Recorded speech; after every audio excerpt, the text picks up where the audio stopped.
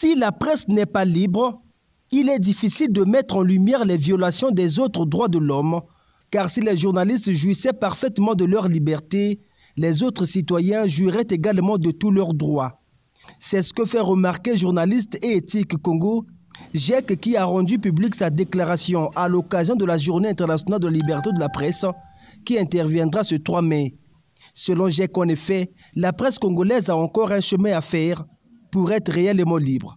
Au Congo, de nobles conquêtes réalisées par les journalistes ainsi que leurs organisations ne suffisent pas encore pour se satisfaire de la liberté de la presse en tant que droit acquis.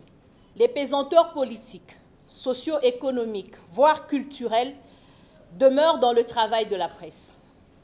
Chaque acteur veut avoir la presse sous sa botte, l'orienter à sa guise ou la manipuler selon le pouvoir de son portefeuille.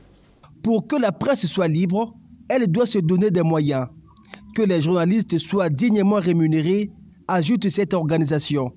Et parlant des moyens financiers justement, Journalistes et Éthique Congo exprime son indignation face à la redevance audiovisuelle, une taxe pourtant prélevée, mais qui n'arrive pas à sa destination.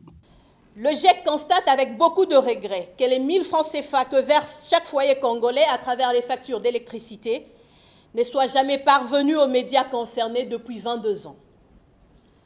Le GIEC recommande au gouvernement de la République de clarifier cette situation et prie le Premier ministre, chef du gouvernement, de s'impliquer personnellement dans le déblocage de cette situation et de mettre en place une nouvelle clé de répartition de la redevance audiovisuelle, RAV en sigle, prenant en compte cette fois-ci les médias privés. Reconnaissant l'univers difficile dans lequel évolue la presse congolaise, Journalistes et Éthique Congo pense que le journaliste devrait toujours exercer son métier dans le respect des règles éthiques et déontologiques.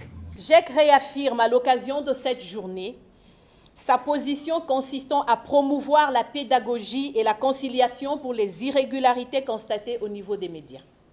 Malgré les difficultés quotidiennes que vivent les rédactions congolaises, le GIEC appelle les journalistes à plus d'éthique et de professionnalisme dans l'exercice de leur mission, qui est essentiellement celle d'informer, en livrant dans la responsabilité des nouvelles vérifiées, équilibrées et complètes.